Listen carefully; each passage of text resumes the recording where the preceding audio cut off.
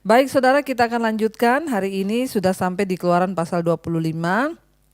Kalau kita baca di sana judul perikopnya instruksi tentang kemah suci.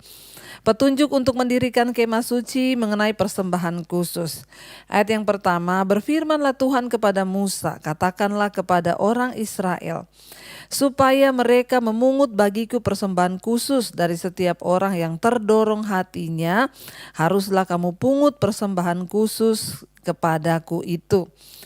Inilah persembahan khusus yang harus kamu pungut dari mereka: emas, perak, tembaga, kain ungu tua, kain ungu muda, kain kermisi, lenan halus, bulu kambing, kulit domba jantan yang diwarnai merah, kulit lumba-lumba dan kayu penaga, minyak untuk lampu, rempah-rempah untuk minyak urapan dan ukupan dari wangi-wangian, permata kisopras dan permata tatahan untuk baju efod dan untuk tutup dada.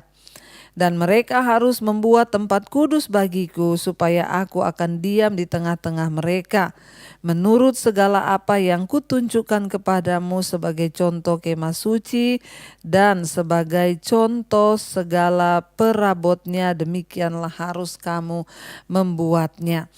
Saudara, ya, dari Tuhan itu ya menunjukkan kepada bangsa ini tentang bagaimana petunjuk untuk mereka mulai mendirikan kemah suci mengenai persembahan khusus.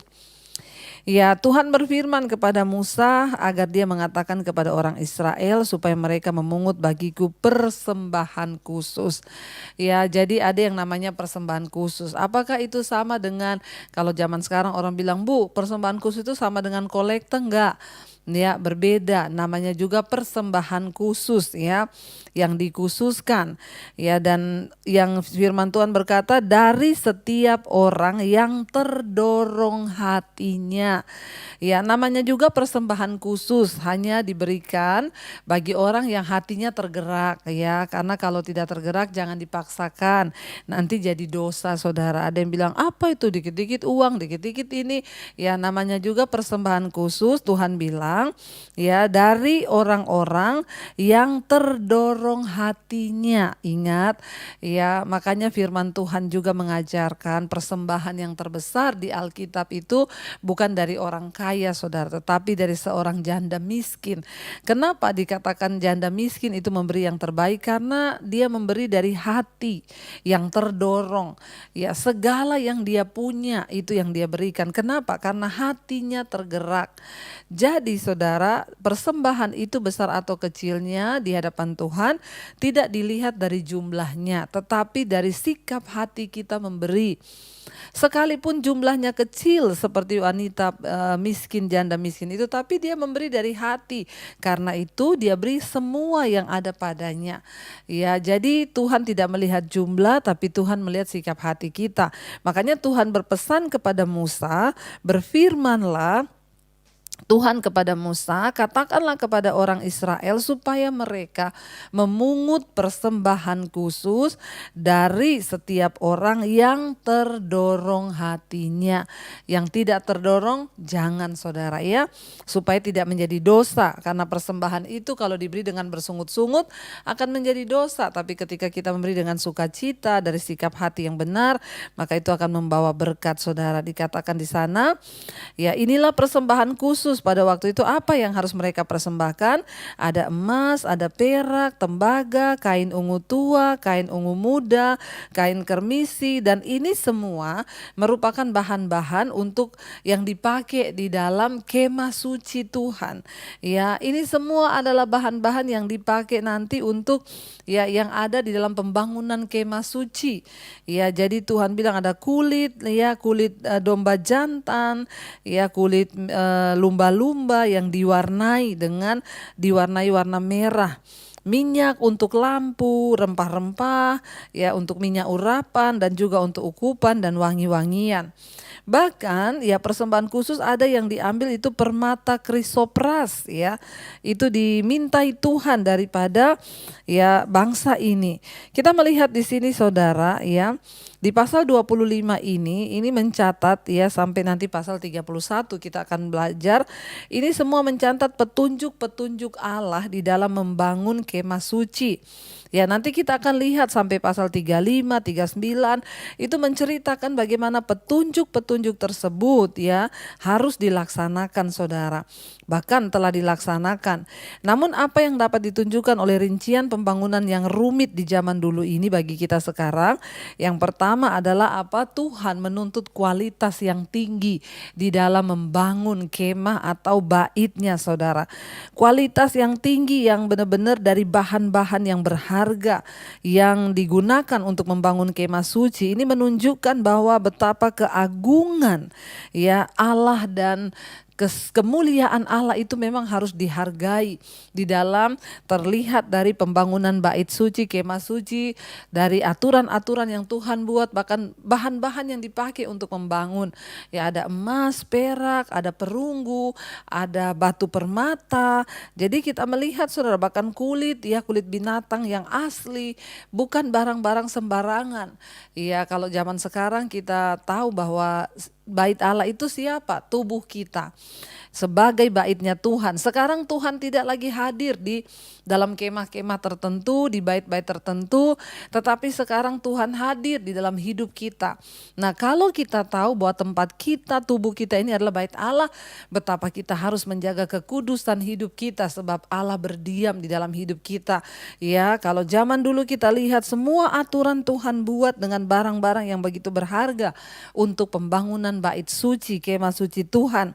Ya, ada tirai yang mengelilingi ruang Maha Kudus. Nanti di sana kita lihat ya, sebagaimana saudara itu digambarkan tentang ya kekudusan Tuhan. Kita lihat ya, dikatakan di sana minyak ya, lalu ada tirai-tirai yang dibangun, permata, dan mereka harus membuat tempat kudus bagiku supaya aku akan diam di tengah-tengah mereka. Menurut segala apa yang kutunjukkan kepadamu sebagai contoh kemah suci dan sebagai contoh segala perabotnya, demikianlah harus kamu membuatnya. Kenapa Tuhan begitu menuntut saudara dengan barang-barang yang begitu berharga untuk pembangunan bait suci ini? Karena Allah itu Allah yang maha kudus. Tuhan berkata di sana, ya karena aku itu kudus ya, supaya aku berdiam di tengah-tengah kamu. Jadi kamu harus menguduskan diri. Ini berbicara saudara tentang bagaimana kemah suci itu menunjukkan sebuah keinginan dari Tuhan untuk bisa hadir bersama-sama dengan umatnya. Sebuah kerinduan dari Allah. Kenapa Allah itu menyuruh mereka membangun kemah suci? Ya supaya Allah bisa tinggal di situ. Dan artinya apa saudara? Supaya Tuhan itu mau hadir di tengah-tengah umatnya. Sebenarnya satu kerinduan Tuhan, dia mau hadir, dia mau tinggal di dalam kehidupan anak-anak Tuhan, di dalam kehidupan orang-orang Israel. Tuhan adalah Tuhan yang tidak mau meninggalkan kita anak-anaknya. Dia selalu mau hadir di tengah-tengah kita, dan karena itu saudara, dia membangun bait suci, dia menyuruh dengan bahan-bahan yang begitu berharga. Menurut segala yang ditunjukkan Tuhan kepada bangsa itu, kita melihat Tuhan itu Tuhan yang selalu rindu untuk hadir di tengah-tengah umat Tuhan saudara. Ya, dan akhirnya kita melihat juga semua yang dipilih Tuhan adalah perabot-perabot yang kudus ya, bahkan pekerjaan yang dilaksanakan juga memberikan gambaran tentang pendamaian yang kelak akan digenapi melalui Yesus Kristus ya. Kita lihat mengenai tabut perjanjian, di sana juga diatur haruslah mereka membuat tabut dari kayu penaga 2,5 hasta panjangnya, 1,5 hasta lebarnya, dan 1,5 hasta tingginya. Haruslah engkau menyalutnya dengan emas murni. Dari dalam dan dari luar engkau harus menyalutnya, dan di atasnya harus kau buat bingkai emas sekelilingnya. Haruslah engkau menuang 4 gelang emas untuk tabut itu, dan pasanglah gelang itu pada keempat penjurunya, yaitu 2 gelang pada rusuknya dan 1 dan 2 gelang pada rusuknya yang kedua. Engkau harus membuat kayu pengusung dari kayu penaga dan menyalutnya dengan emas. Haruslah engkau memasukkan kayu pengusung itu ke dalam gelang yang ada pada perusuk tabut itu, supaya dengan itu tabut dapat diangkut. Kayu pengusung itu haruslah tetap tinggal dalam gelang itu, tidak boleh dicabut dari dalamnya. Dan dalam tabut itu haruslah kau taruh loh hukum yang akan kuberikan kepadamu. Juga engkau harus membuat tutup perdamaian dari emas murni. 2,5 hasta panjangnya dan 1,5 hasta lebarnya.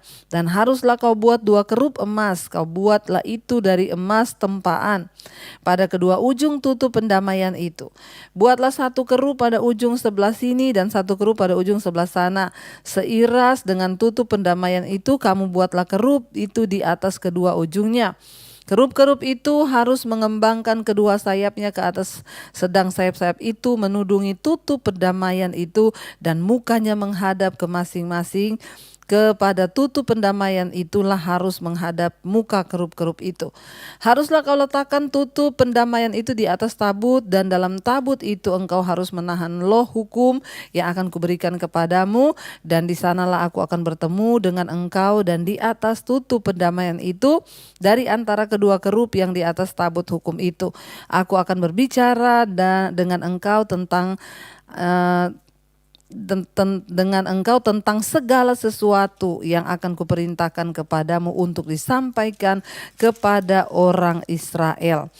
Ya, kita melihat saudara bagaimana Tuhan ya berbicara kepada bangsa ini dengan ya apa yang sudah Tuhan sampaikan, dan kita belajar sama-sama saudara ya melihat bahwa ya Dia Tuhan yang selalu mau hadir, Dia Tuhan yang selalu mau berbicara kepada kita anak-anaknya. Karena itu ya marilah kita terus menguduskan diri kita terus ya membangun hidup kita di hadapan Tuhan, supaya juga ya kita boleh melihat bagaimana Tuhan itu turut bekerja di dalam kehidupan kita. Sekarang kita masuk pada Keluaran pasal 26 mengenai kemah suci.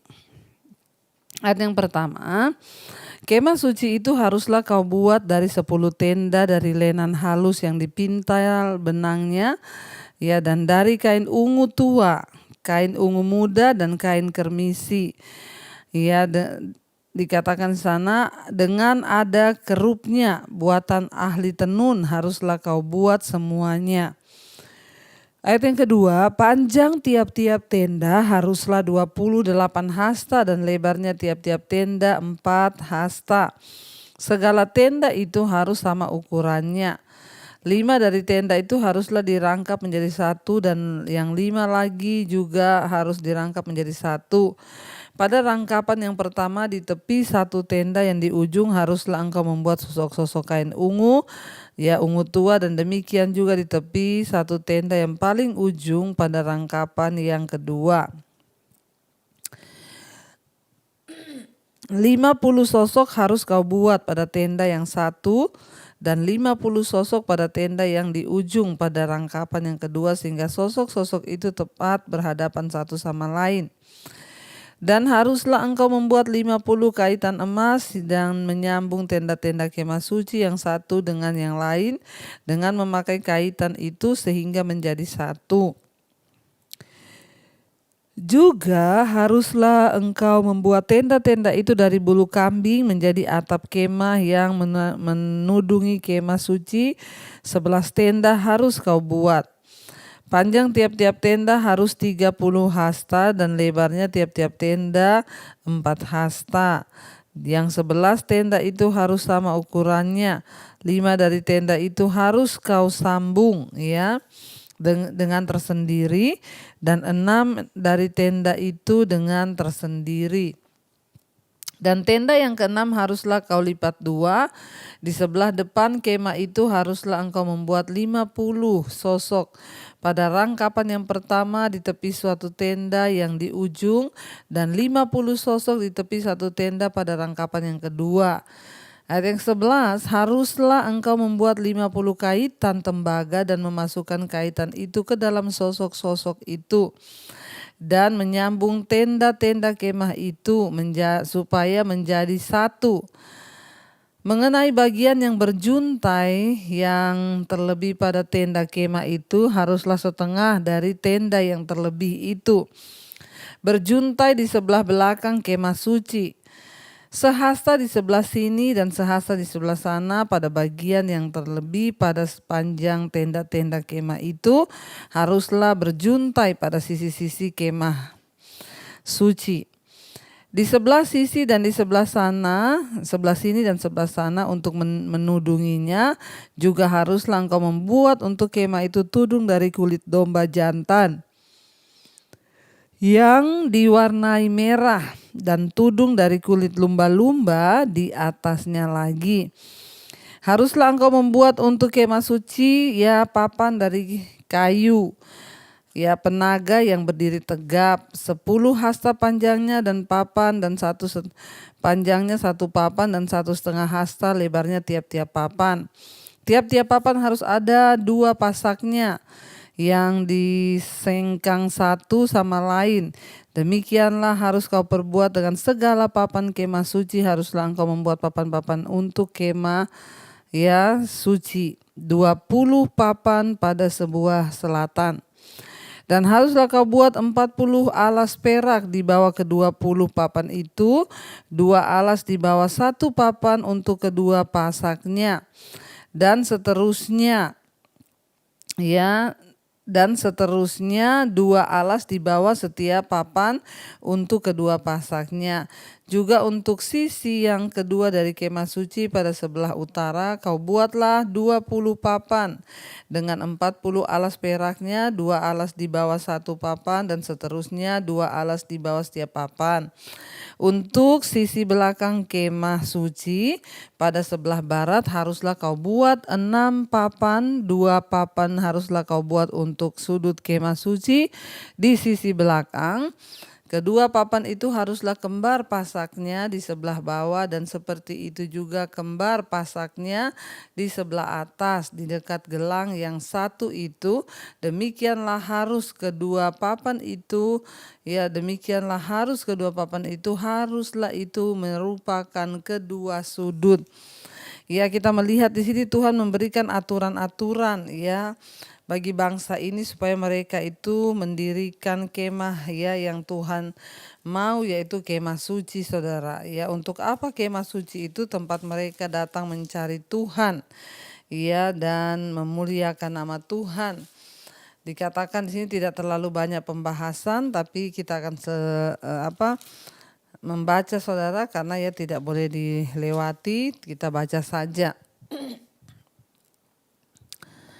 Jadi harus ada 8 papan dengan alasnya, alas perak ya, alas peraknya 16 alas, 2 alas di 1 papan dan seterusnya 2 alas di bawah setiap papan.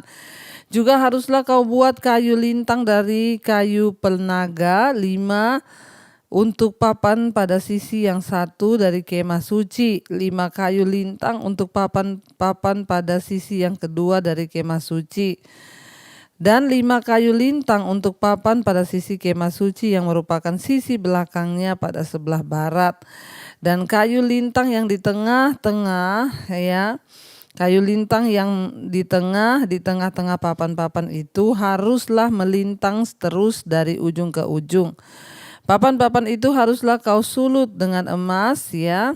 Kau salut dengan emas, gelang-gelang itu haruslah kau buat dari emas sebagai tempat memasukkan kayu-kayu lintang itu, dan kayu-kayu lintang itu haruslah kau sebut ya, haruslah kau ya, dikatakan haruslah kau salut dengan emas, dilapisi, saudara ya. Kemudian haruslah kau dirikan kemah suci sesuai dengan rancangan yang telah ditunjukkan kepadamu di atas gunung itu.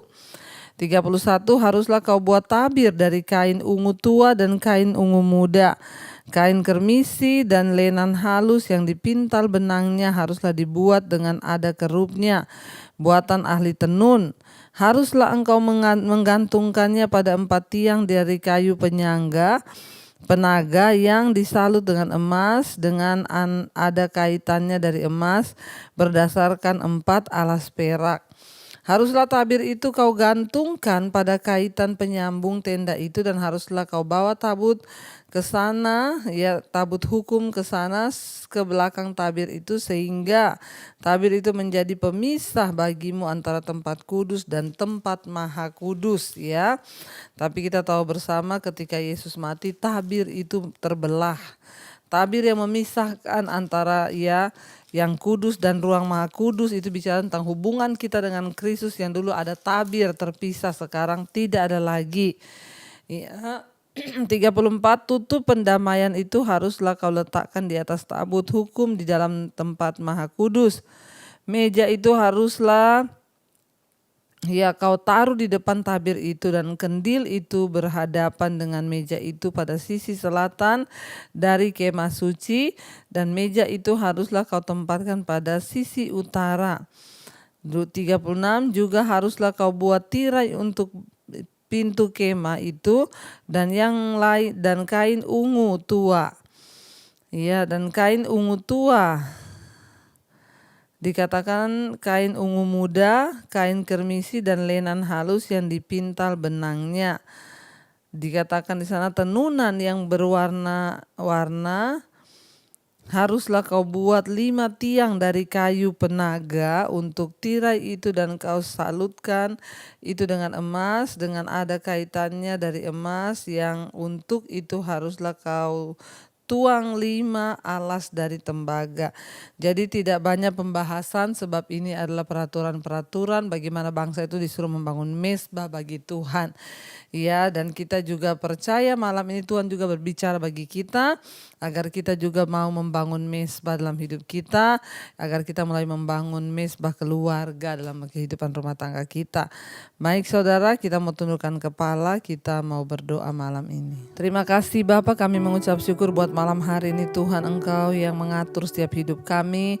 Engkau juga yang menyuruh untuk kami boleh membangun mezbah, untuk boleh mencari Engkau. Kami belajar malam ini bagaimana Tuhan mengatur semua dengan detailnya tentang pembangunan mezbah, dan kami juga belajar hari ini dalam membangun mezbah kami harus berjalan dalam ketaatan kepada Tuhan. Mari kita membuka hati dan tangan kita untuk menerima berkat Tuhan. Diberkati engkau dalam hidupmu, diberkati rumah tanggamu, diberkati pekerjaanmu, diberkati kesehatanmu, diberkati keuanganmu. Dan Tuhan akan menjadikan hidupmu menjadi berkat dan tanda bagi kemuliaannya. Karena itu terimalah kiranya berkat dari Allah Bapa, cinta kasih Tuhan Yesus Kristus, penyertaan Allah Roh Kudus menyertai hidupmu mulai hari ini bahkan sampai kali yang kedua. Tuhan Yesus datang menjemput kita, nama kita tercatat dalam kitab kehidupan. Dalam nama Tuhan Yesus yang percaya diberkati Tuhan, katakan bersama amin, amin, amin. Tuhan Yesus memberkati, shalom dan Immanuel.